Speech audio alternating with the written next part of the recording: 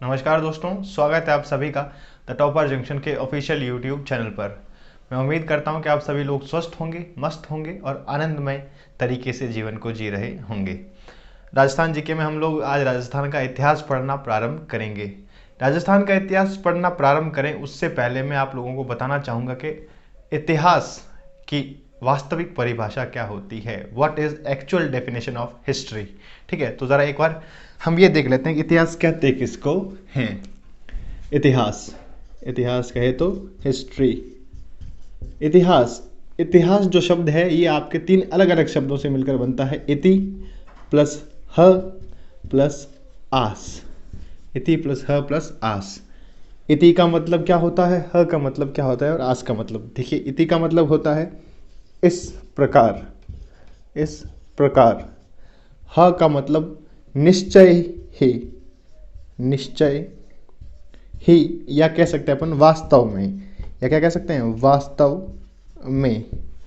और आस का मतलब क्या होता है, किसी घटना का घटित होना, किसी घटना का घटित होना।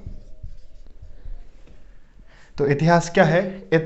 इतिहास का अर्थ होता है इस प्रकार निश्चय ही वास्तविकता में किसी घटना का घटित होना इतिहास कहलाता है। अगर ये इतिहास कहलाता है तो ज़रा एक कहानी सुनाता हूँ मैं, उस पर फोकस कीजिएगा। कि कोई व्यक्ति है जिसका नाम है एक्स। एक्स सुबह नींद से उठता है, ब्रश करता है, चाय पीता है, नाश्ता करता है, ऑफिस जाता है और काम करता है। आम जिंदगी होगी नहीं, थोड़ा यूँ मेंटोस जिंदगी करते हैं। तो सुनो, मेंटोस जिंदगी में एक्स सुबह सुबह नींद से उठता है। नींद में उठते ही हाथ में लिया फ़ोन, फ़ोन में खोला व्हाट्सएप, व्हाट्सएप पर देखा कि जो रात को मैंने मैसेज किया था क्या वो मैसेज डिलीवर हुआ। अगर वो डिलीवर हुआ तो क्या वो रीड हुआ। अगर वो रीड हुआ तो क्या उसका रिप्लाई आया। रिप्लाई आया तो क्या आया। ये थी मेंटोस जिंदगी। अब उसके बाद एक्स चाहे तो कुल्ला करे, चाहे तो चाय पिए, चाहे तो नाश्ता करें, चाहे तो ऑफिस जाएं, चाहे घर में रहें, चाहे कुछ ही करें, उसकी मर्जी। लेकिन क्या एक्स के इस जीवन के जो घटनाक्रम था, इस घटनाक्रम का प्रभाव मेरी, आपकी या हमारी जिंदगी में पड़ा? नहीं पड़ा साहब। या तो एक्स पर पड़ा होगा, नहीं उस मैसेज वाले पर पड़ा होगा जिसने एक्स को मैसेज, या जिसने एक्स को मैसेज किया था। ठीक है, तो एक्स के इस घटनाक्रम का मैसेज प्रभाव हमारे जीवन पर तो पड़ा नहीं। तो क्या एक्स को हम इतिहास मानेंगे? नहीं मानेंगे। क्यों नहीं मानेंगे? इतिहास उन घटनाओं को शामिल करता है जो मानवीय या भौगोलिक जीवन पर प्रभाव डालते हैं। जो क्या करते हैं? मानवीय या भौगोलिक जीवन पर प्रभाव डालते हैं। मानवीय या भौगोलिक जीवन, ह्यूमन लाइफ और ज्योग्राफिकल लाइफ को क्या करते हैं? इफेक्ट करते हों। ह्यूमन लाइफ और ज्योग्राफिकल लाइफ को क्या करते हो? इफेक्ट करते हो, जीवन को प्रभावित करे, प्रभावित करे। ठीक है साहब, ओके, मान लिया। उसके बाद जिसका क्या हो, एक क्रम हो, जिसका एक सीक्वेंस हो। जैसे हम इतिहास पढ़ रहे हैं, इतिहास पढ़ते पढ़ते हम लोग सिंधु घाटी सभ्यता पढ़ते हैं, उसके बाद सीधा हम लोग चले जाते हैं अकबर को पढ़ने। अकबर को पढ़ते पढ़ते मैंने कहा यार नहीं, मज़ा नहीं आ रहा, हम लोग पढ़ेंगे अंग्रेजों का इतिहास। फिर मज़ा नहीं आया तो हम लोग पढ़ने लग जाते हैं अपने दक्षिण भारत का इतिहास। तो ये चीज़ सीक्वेंस में नहीं है तो इस चीज़ को कोई मज़ा नहीं है, तो इस चीज़ को अपन इतिहास नहीं कह सकते हैं।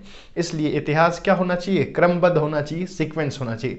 और साथ के साथ जो इतिहास की घटनाएं घटी हैं उनका हमें क्या मिलना चाहिए? साक्ष्य भी मिलना चाहिए।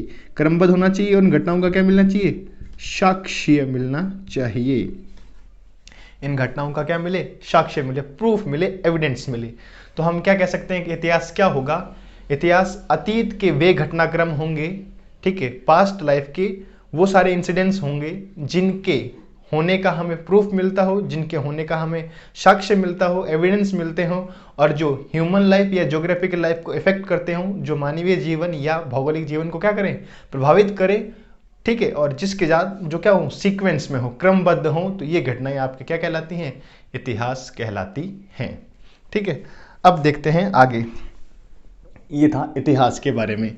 अब इतिहास तीन प्रकार का होता है। कितने प्रकार का होता है? तीन प्रकार का। प्राचीन इतिहास, मध्यकालीन इतिहास और आधुनिक इतिहास। चाहे आप भारत के संदर्भ में बात कीजिए, चाहे राजस्थान के संदर्भ में बात कीजिए, इतिहास 3 प्रकार के होते हैं: प्राचीन, मध्यकालीन और आधुनिक।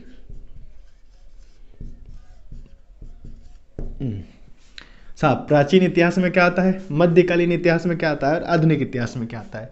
तो हम राजस्थान के संदर्भ में बात करते हैं। प्राचीन इतिहास वो कहलाता है जिसमें हम लोगों ने कहीं पर, जैसे कोई बड़ा सा दोहरा दिख गया और उस दोहरे के ऊपर हमने खुदाई करनी शुरू की, तो खुदाई के अंदर हम लोगों को कहीं पर कुछ मकान मिल गया, कहीं पर कुछ मटकियाँ मिल गई, कोई बर्तन मिल गए, कहीं पर चांदी के सोने के सिक्के मिल गए, कहीं पर कोई शिलालेख मिल गया। तो जो प्राचीन सभ्यताओं के या पुरातात्विक स्थलों पर जहाँ पर प्राचीन सभ्यताओं के साक्ष्य प्राप्त होते हैं, वो प्राचीन स्थल के अंदर, अपने प्राचीन इतिहास के अंतर्गत आते हैं। जैसे कालीबंगा, जैसे मैं कह दूं आपके आहड़ है, ठीक है, ये सारी जो है आपके प्राचीन इतिहास में आ जाती हैं। फिर मध्यकालीन इतिहास में क्या, तो क्या साहब, अपने मध्यकाल के समय खूब सारे से जो रियासतें हुई थी और इन रियासतों पर खूब सारे से राजाओं ने राज किया, उन राजाओं ने खूब सारी लड़ाइयाँ लड़ी होंगी, खूब सारे से मकान, किले, दुर्ग, मंदिर वगैरह बनवाए होंगे। तो उनके जीवन का जो महत्वपूर्ण घटनाक्रम है, हम वो किसके अंदर पढ़ते हैं, वो हम पढ़ते हैं मध्यकालीन इतिहास के अंतर्गत। रियासतों का इतिहास भी कह सकते हैं अपन इसको, ठीक है। अब बात कर लेते हैं आधुनिक इतिहास की। तो हम लोग पढ़ते हैं कि भाई राजस्थान के सापेक्ष में अगर पढ़ें तो 1817 और 1818 के आसपास जो है राजस्थान के सभी रियासतों ने अंग्रेजों के साथ संधियां कर ली और यहाँ से जो है राजस्थान में अंग्रेजों का हस्तक्षेप शुरू हो गया था। तो हम अंग्रेजों के आने के बाद का जो इतिहास पढ़ते हैं वो हम आधुनिक इतिहास के अंतर्गत पढ़ते हैं। तो इतिहास के 3 प्रकार: प्राचीन, मध्यकालीन और आधुनिक इतिहास। अब हम बात करते हैं राजस्थान के आधुनिक इतिहास की। आज हम सबसे पहले क्या पढ़ेंगे, राजस्थान का आधुनिक इतिहास पढ़ेंगे। और आधुनिक इतिहास पढ़ना शुरू करें उससे पहले थोड़ी सी एक डिस्क्लेमर देना चाहूँगा, जिसको कहते हैं ना घोषणा, पूर्व घोषणा। डिस्क्लेमर ये है कि इतिहास पढ़ते और पढ़ाते समय जो कोई भी कहानी या जो कोई भी बात आपको बताई जाए, उसका एकमात्र उद्देश्य होता है आपको वो चीज़ें अच्छे से याद हो जाएं। इसलिए उन चीज़ों को अन्यथा किसी भी मतलब से ना जोड़ना और उसका कोई दूसरा मतलब ना निकालें, ये आपसे मैं विनती करूंगा, ठीक है। अब देखते हैं आधुनिक इतिहास के बारे में। चलिए साहब, आधुनिक इतिहास। आधुनिक इतिहास में सबसे पहले हम लोग पढ़ते हैं 1857 की क्रांति। 1857 की क्रांति, रिवॉल्ट ऑफ 1857 या कह दो म्यूटिनी ऑफ 1857, 1857 की क्रांति। तो क्या हुआ था 1857 की क्रांति में? आप सभी को पता है कि साहब सैनिकों ने क्रांति कर दी थी, अंग्रेजों के खिलाफ कर दी थी। क्यों करी थी? तो हम सुनते हैं कि भाई एक बंदूक थी ब्राउन बेस, उस ब्राउन बेस बंदूक की जगह एक नई बंदूक डाल दी गई थी जिसका नाम था एनफील्ड, और एनफील्ड में जो है सुअर और चर्बी का मांस लगा हुआ था, सुअर और गाय की चर्बी लगी हुई थी, और उस कारतूस को जो है पहले मुंह से हटाना पड़ता था। उस वजह से ये हिंदुओं के लिए और जो भारतीय सैनिक जो थे, जो है, चाहे वो हिंदू हों चाहे वो मुस्लिम हो, उनके लिए धर्म भ्रष्ट करने वाला था, और इस वजह से इन सैनिकों ने क्या कर दी थी, क्रांति कर दी थी। तो ये क्रांति के समय राजस्थान के अंदर अंग्रेजों की क्या स्थिति थी, जरा एक बार उसको हम देखते हैं। इस क्रांति के समय अंग्रेजों की जो स्थिति थी उसको एक बार जरा देख लेते अपन। हम लोगों ने ये पढ़ा था कि 1817 और 18 में, 1817 और 18 के अंदर क्या कर ली गई थी, संधियां की गई थी, ठीक है, संधियां की साहब।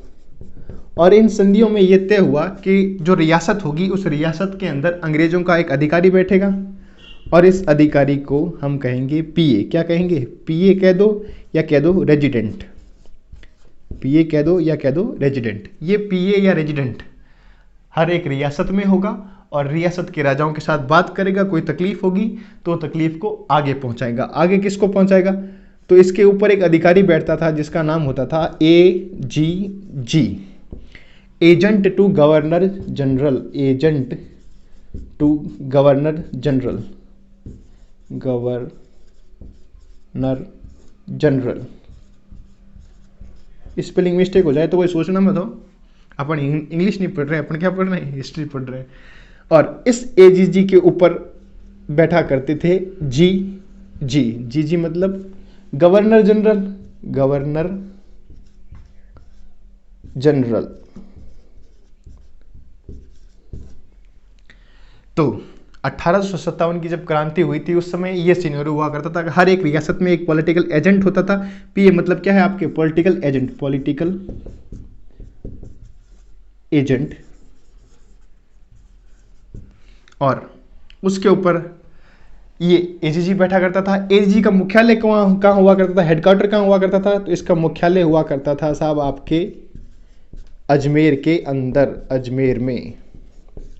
ये पोस्ट कब बनाया गया था, ये पद बनाया कब गया था, तो 1832 के अंदर इस पद को बनाया गया था।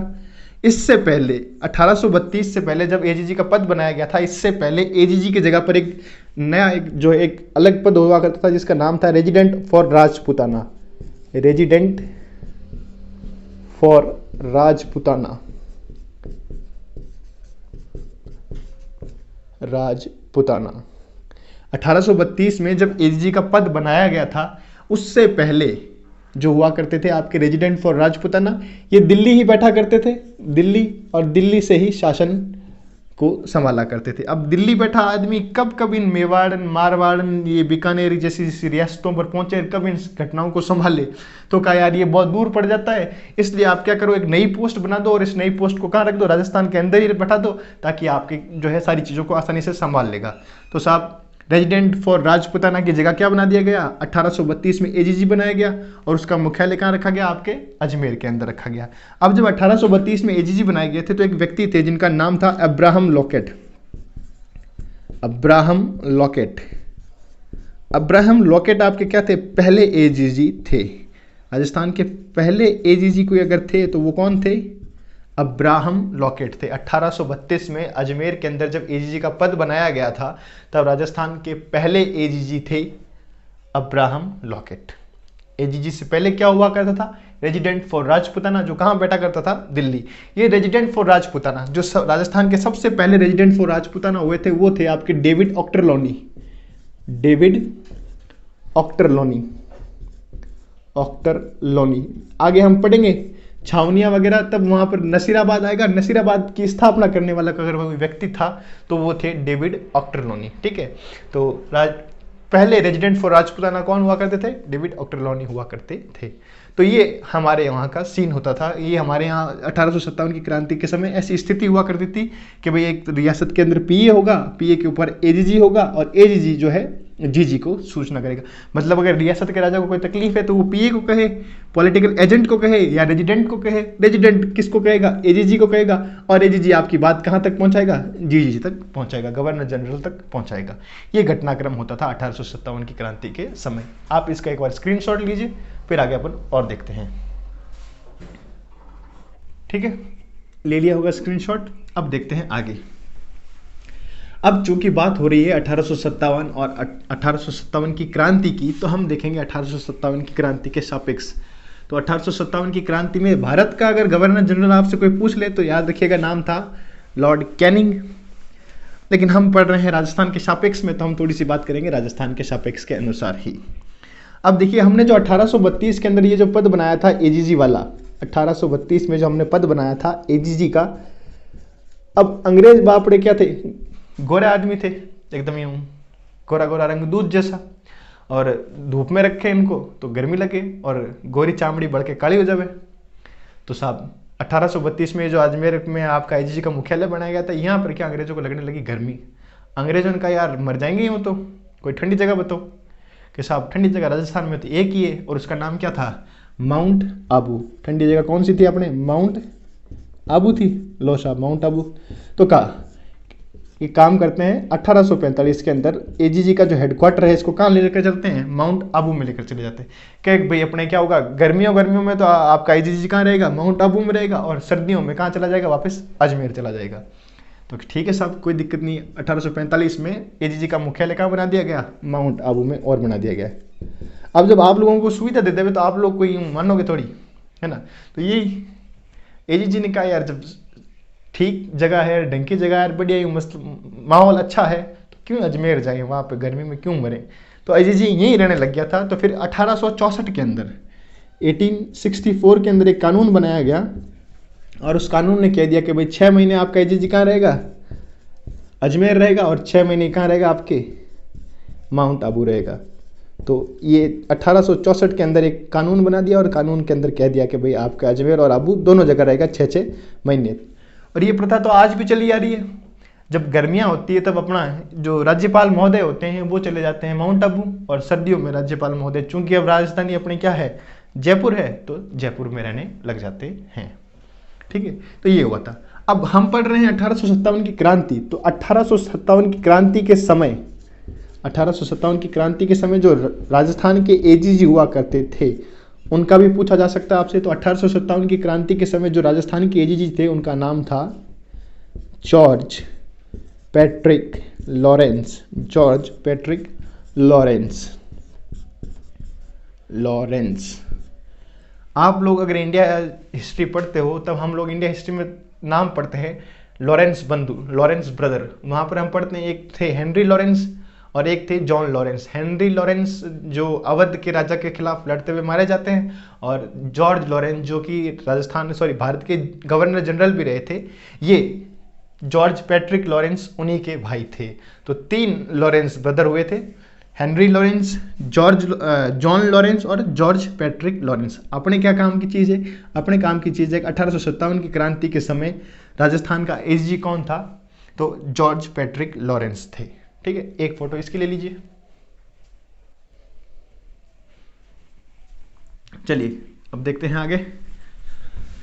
अब चूंकि अंग्रेजों ने ये वादा किया था कि जब कभी भी लड़ाई होगी तो हम लोग आप लोगों की क्या करेंगे, रक्षा करेंगे, और रक्षा करने के बदले में आप लोग हमें क्या देना, पैसे देना। तो रक्षा करने के लिए हम लोगों को अंग्रेजों को क्या चाहिए होंगे, सैनिक। और सैनिक रहेंगे कहाँ पर? तो अंग्रेजों ने जो है राजस्थान के अंदर 6 सैनिक छावनियाँ बनवाई थी। 6 सैनिक छावनियाँ बनवाई थी।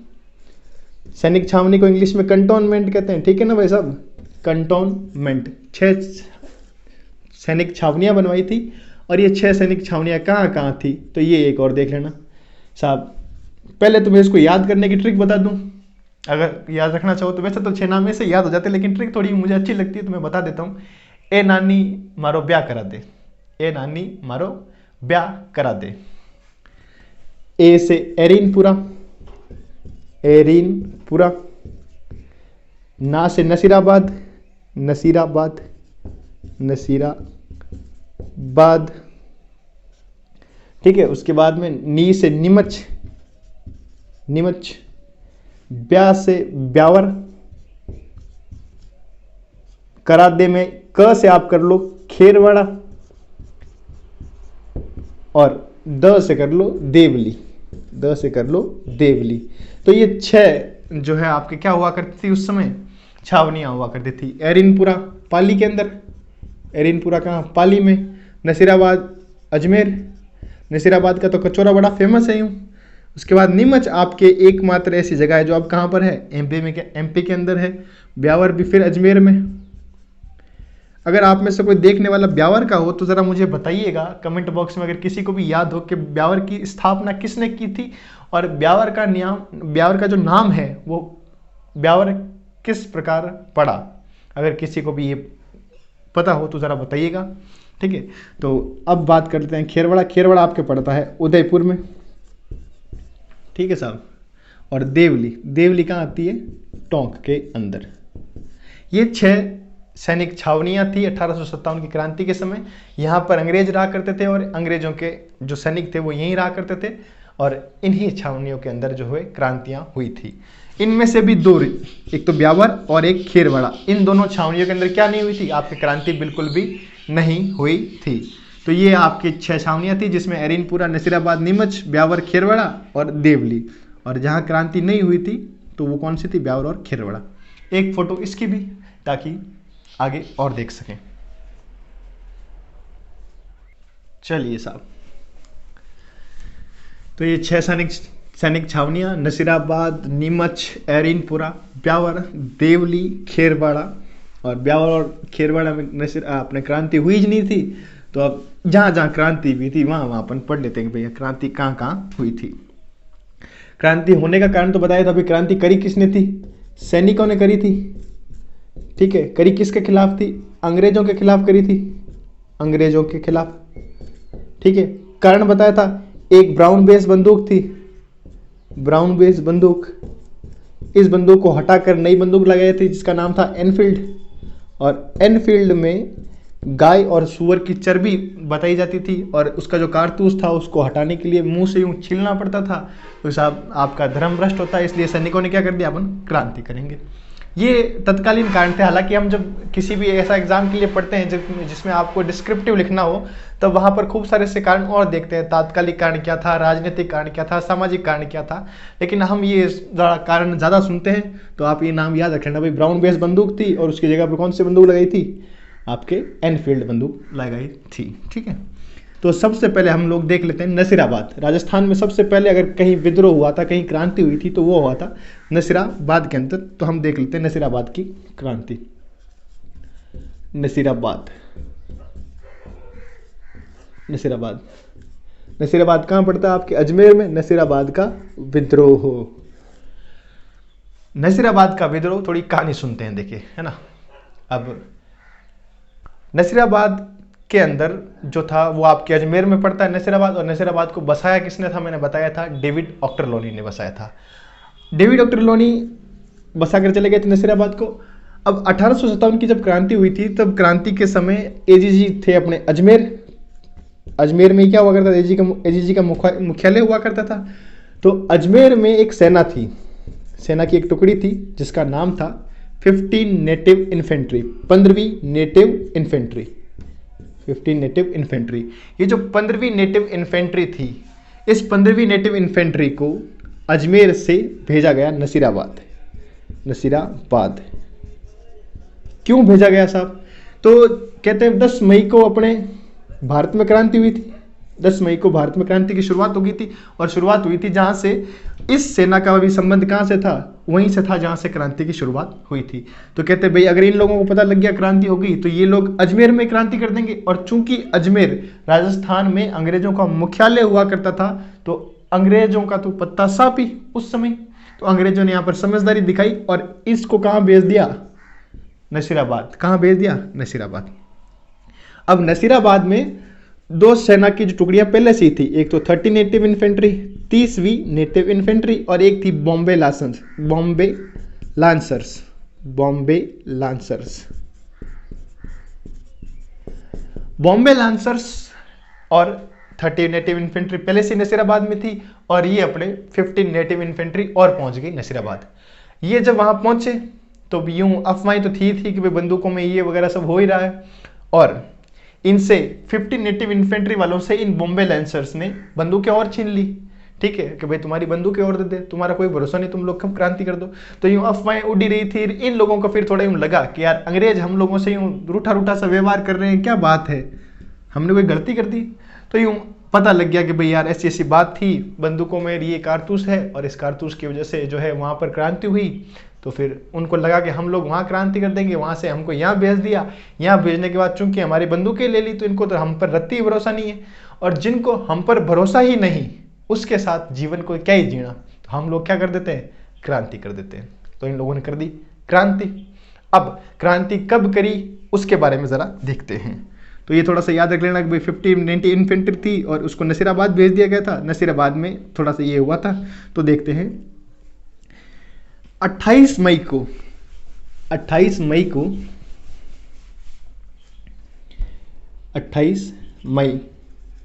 1857 को 28 मई 1857 को अपने नसीराबाद के अंदर क्या हुआ था, 15 नेटिव इन्फेंट्री ने क्या कर दी, क्रांति की शुरुआत कर दी। फिर साथ में बॉम्बे लांसर्स वाले जो थे, बॉम्बे लांसर्स वाले क्या थे, अपने अंग्रेजों के थोड़े वफादार ज्यादा थे, तो वो तो अपने कहने में आते नहीं। पहले से ही वहां पर एक और थी मौजूद जिसका नाम था 30 नेटिव इन्फेंट्री। इन 30 नेटिव इन्फेंट्री वालों को समझाया, 15 वालों ने इनको समझाया कि यार तुम तो हमारे आदमी हो और तुम हमारा साथ नहीं दोगे तो कौन देगा, घर के काम नहीं आएगा, मुसीबत में तो कौन आएगा। तो इन्होंने कहा यार चलो हम भी क्या करते हैं, साथ चलते हैं। और 30 मई को 30 नेटिव इन्फेंट्री भी क्या आ गई, इनके साथ में आ गई, और चलो भाई साहब दोनों मिलकर कहाँ चलते हैं, क्रांति करने चलते हैं। अब क्रांति शुरू हुई तो खूब सारे अंग्रेजों को मारा, पकड़ के एकदम यूं, कोई भी मिल जाता है, अरे इधर, हाँ अंग्रेज है ना, हाँ थप्पड़ मारा। तो खूब जनों को मारा ऐसे।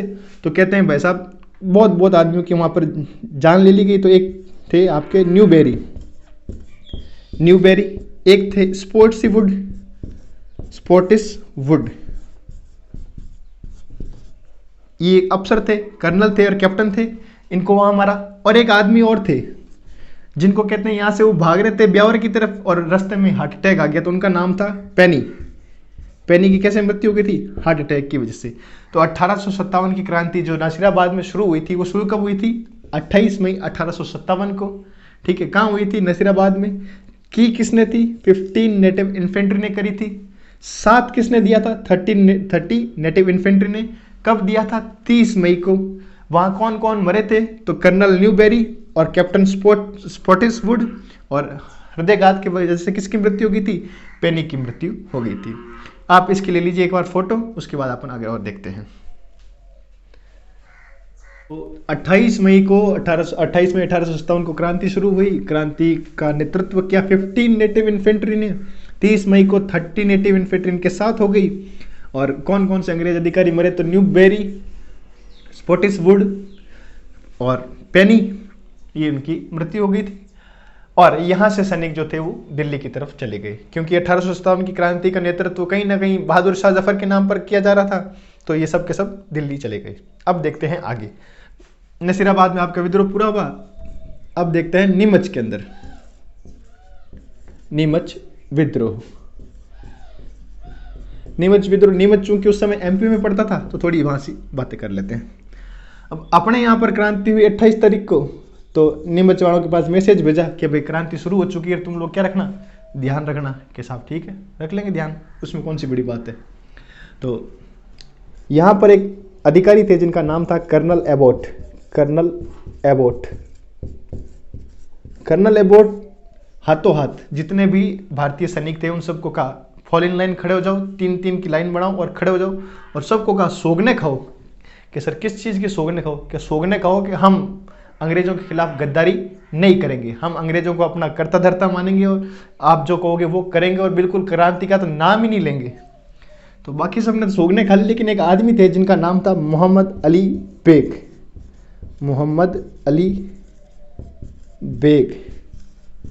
वो एकदम यूं शानदार, साहब मैं नहीं खा रहा कसमें उसमें। क्यों रे, तू क्यों नहीं खावे? कि साहब आप गद्दारी करते हो भारत देश के खिलाफ, तो हम आपके खिलाफ गद्दारी क्यों नहीं करेंगे मौका मिलेगा तो? क्योंकि भारत हमारा देश है और हम अपने देश के लिए तो इतना करेंगे। तो कि भाई तू क्यों नहीं खावे, तेरे क्या तकलीफ आ गई रे? कि साहब आप लोगों ने कहा था कि हम व्यापार करेंगे, फिर भी आप लोग देश के ऊपर राज करने लग गए हो। ये गलत बात हो जाएगी, अपने से कसमें उसमें नहीं खाई जाएगी। अगर चूंकि किसी ने यहाँ पर क्रांति कर दी तो मैं तो भाई क्रांति का हिस्सा लूंगा। तो ये कसमें वाद्य सब क्या है? गलत हैं, अपने से नहीं होंगे। तो कर्नल एबोट ने मोहम्मद अली बेग को समझाया, पोटाया, माना दिया भाई कि क्रांति नहीं करनी, थोड़ा समझ जा। और थोड़े बुरे आदमी थे तो मान गए होंगे। फिर यहाँ पर एक आदमी थे जिनका नाम था हीरा सिंह। ये बातें अभी दबी ही नहीं थी, तो हीरा सिंह ने कहा छोड़ो रे, आपने क्या करना है, अपनी सीधी क्रांति कर देते। तो हीरा सिंह ने 3 जून को कहा कसमें वादे सब क्या है? धोखे हैं, वादे हैं, इनका कुछ भरोसा नहीं है, अपन क्या करते हैं? क्रांति। तो हीरा सिंह के नेतृत्व में 3 जून के अंदर नीमच में क्या हो गया? विद्रोह हुआ। इस विद्रोह में नेतृत्व किसने किया? हीरा सिंह ने अंदर किया था। अब ये लोगों ने वहां पर जितने भी अंग्रेज अधिकारी थे उनको मारना शुरू कर दिया और मारते मारते वहां से निकल गए। अब वहां से निकलकर ये लोग, पास में एक रियासत पड़ती है शाहपुरा रियासत पहुंचे। तो शाहपुरा रियासत के राजा हुआ करते थे उस समय लक्ष्मण सिंह ने कहा भाई तुम लोगों ने जो भी काम किया है, ढंग का काम किया है, अंग्रेजों के खिलाफ लड़ाई, तो मैं तुम्हारा बिल्कुल क्या करता हूँ? समर्थन करता हूँ। तो शाहपुरा रियासत के जो राजा हुआ करते थे लक्ष्मण सिंह ने इन विद्रोहियों को क्या किया? समर्थन किया था। ठीक है, एक बार इसकी फोटो और लीजिए, फिर आगे देखते हैं। चलिए बस आप देखते हैं आगे। अब ये शाहपुरा के राजा ने इनको कहा कि भाई ठीक है, समर्थन कर दिया है, और वो लोग वहां से आगे निकल गए। आगे निकलने के बाद टोंक रियासत में उस समय एक जगह पड़ती थी जिसका नाम था निम्बा हेड़ा। ये जगह पड़ती है टोंक रियासत में, उस समय पड़ती थी टोंक रियासत में। अभी तो ये जगह जो है चित्तौड़गढ़ के अंदर है। तो निम्बा हेड़ा के अंदर इन लोगों का जन स्वागत हुआ। जन स्वागत मतलब जनता यूँ सड़कों पर आ गई कि भाई साहब क्रांतिकारी आए हैं, इनका क्या करेंगे हम लोग, स्वागत करेंगे। तो निम्बाहेड़ा के अंदर जो है इन क्रांतिकारियों को क्या हुआ, जन स्वागत हुआ। अब टोंक रियासत में पास में पड़ती थी देवली, देवली छावनी हुआ करती थी अंग्रेजों की, और वहाँ पर एक सेना की टुकड़ी थी जिसका नाम था महिंदपुरा। महिंदपुरा, तो महिंदपुरा वाले किसके साथ मिल गए, इन नीमच वालों के साथ मिल गए, और ये सब कहाँ चल दिए, दिल्ली। नारे लगाते चलो भाई दिल्ली चलो दिल्ली चलो, तो ये सारे के सारे मिलकर कहाँ चले गए, दिल्ली चले गए।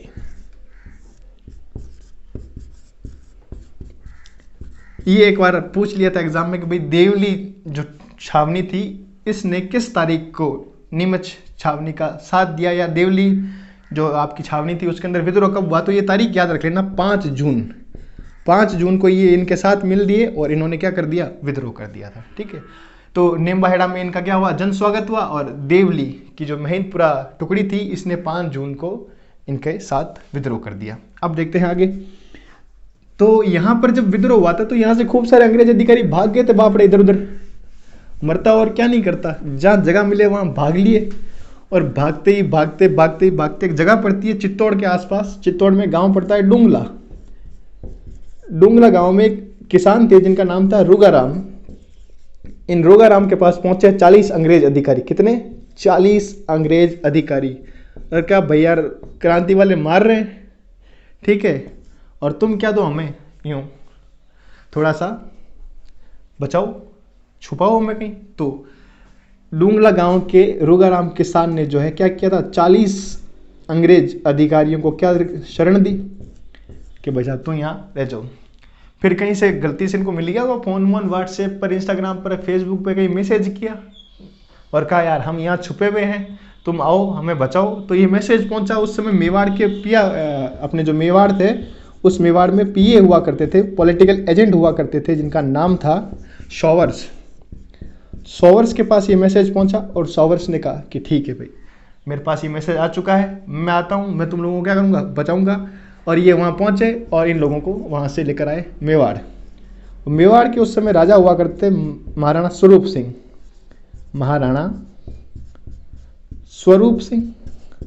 तो स्वरूप सिंह जी को इन्होंने कहा कि यार ये अपने थोड़ा अधिक काम वाले हैं और थोड़ा सा इनकी रक्षा करो, हम आपकी रक्षा कर रहे हैं तो आप इनकी रक्षा करो। तो बिल्कुल मेवाड़ महाराणा स्वरूप सिंह जी ने क्या कहा कि ठीक है साहब लाओ। मेवाड़ महाराणा स्वरूप सिंह जी ने इनको जग मंदिर महल जो कि पिछोला झील के अंदर बने हुए हैं उदयपुर में, जग मंदिर महल के अंदर शरण दी। तो आपसे कोई पूछ ले तो भाई कि 1857 की क्रांति के समय मेवाड़ का महाराणा कौन थे, तो भी याद रखना महाराणा स्वरूप सिंह। किस महाराणा ने जो है 40 अंग्रेज अधिकारियों को शरण दी थी, तो भी पूछ, आपका उत्तर क्या होगा, महाराणा स्वरूप सिंह। कहाँ शरण दी थी, तो जग मंदिर महलों के अंदर शरण दी थी। आपको कोई पूछ ले 1857 की क्रांति के समय मेवाड़ के पीए कौन थे, तो भी नाम याद रखना, शॉवर्स थे। और ये आपकी थी नीमच की क्रांति।